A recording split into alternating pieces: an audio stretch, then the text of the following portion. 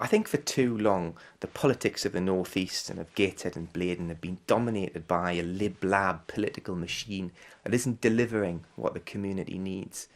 I think what Blaydon needs in the future is a local champion, a local lad who can fight hard for the needs of Blaydon and the needs of the North East from inside a future Conservative government. For too long, the voice of the North East and the voice of Blaydon hasn't been heard, and I would be privileged to be the person who could articulate the needs of Blaydon and fight hard in London, in Parliament, in Westminster, for what the people of this region really need. I was born and bred in Blaydon. My family are rooted in the northeast of England. My granddad worked in the Swan Hunter shipyard in Wallsend for 30 years, and my other granddad worked as a lorry driver for Bells the Builder. I grew up in Wycombe, and I went to Wycombe Fellside infants and junior schools and then on to Wycombe Comp.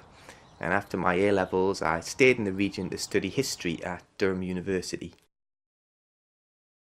One of the things that really stands out from my childhood is in 1981, Wycombe football team reached the final of the FA Vase. And I remember vividly travelling down to Wembley with my dad as a 12-year-old boy on the train to attend the final, my first ever visit to Wembley.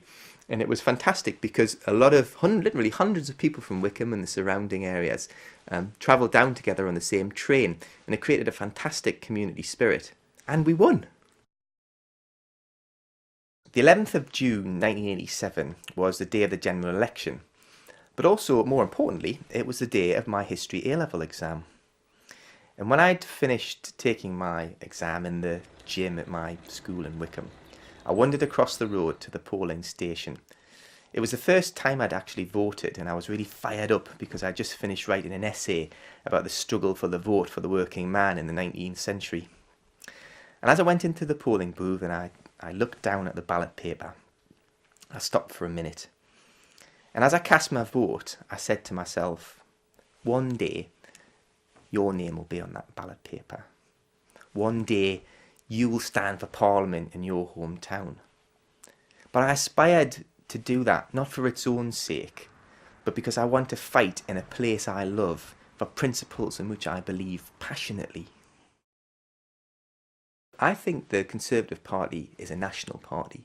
There aren't any no-go areas for the Conservative Party in this country. The Conservative Party represents every race, every region, every religion. It's a party whose values I share. I believe passionately in the values of opportunity, of personal responsibility and fairness. I think the kind of society I want to see is a society where any individual, whatever their background, whatever their start in life, whatever part of the country they came from, if they work hard and they have ability, they can aspire to achieve their ambitions in life. We need a society which not only allows that but encourages it. But at the same time, it's important that people have personal responsibility. Responsibility for themselves, responsibility for their families, and responsibility for their wider community. I think the relationships that drive people and bind them and make them feel that they're part of something are the intimate ones, the ones of family, the ones of neighbours and communities around them, not a faceless state bureaucracy. That's not how to get things done.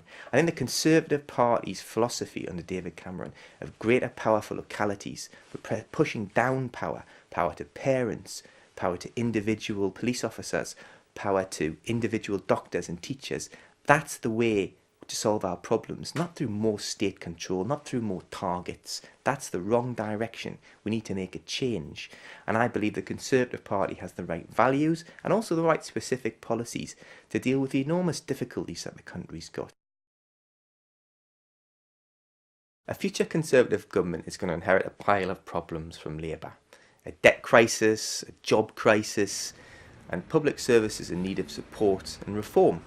But to my mind, the most difficult and intractable problem facing the nation is how to deal with a culture of underachievement, a culture of dependency, and a culture of worklessness which has infected large parts of the country.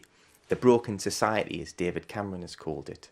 Now this poses a real dilemma for society, because on the one hand, in a civilised and compassionate society, we must make sure that the material needs of the vulnerable, the unemployed, and the poor are satisfied. But at the same time, how do we alleviate that distress without entrenching dependency, entrenching worklessness, and entrenching a poverty of aspiration? Now, Labour's got this hopelessly wrong in the last 13 years. They've created a system which entrenches worklessness, entrenches poverty. They've created a system which disincentivises work and traps people in dependency across multiple generations, squandering billions and billions of pounds in the process. Now, this isn't an easy problem to solve, but we've got to take the first step. There's an old saying in China where I used to work that a journey of 1,000 miles has to begin with the first step. It means taking people off welfare and putting them into work. It means reforming the education system so that it responds to the choices and desires of parents and not to the diktats of Whitehall or the Town Hall. But above all else, it means encouraging and reviving a culture of aspiration amongst all of our people, not just the privileged few. Labour have failed the poor, and they've failed the people of the northeast of England, and to my mind there's no greater indictment of them than that. The important thing for the voters to think about when deciding who to vote for is that this is a national election. This is not a local election. We're choosing the next government. And the reality of the situation is the choice facing the country, facing the northeast and facing the people of Blaydon is a choice between a fresh start under a new Conservative government or a continuation of the Labour government propped up by the Liberal Democrats. The Liberal Democrats can't form the next government. They haven't formed the government for almost 100 years. If no single party wins a majority of MPs at the next election, there's a danger that the Liberal Democrats will simply prop up Gordon Brown. Voting Liberal Democrat can result in 5 more years of Gordon Brown. And that's why I've issued a challenge to the Liberal Democrat candidate in Blaydon to give a promise to the people that if he's elected as the MP for Blaydon, he will never ever vote in Parliament to support a continuation of Gordon Brown and the Labour government.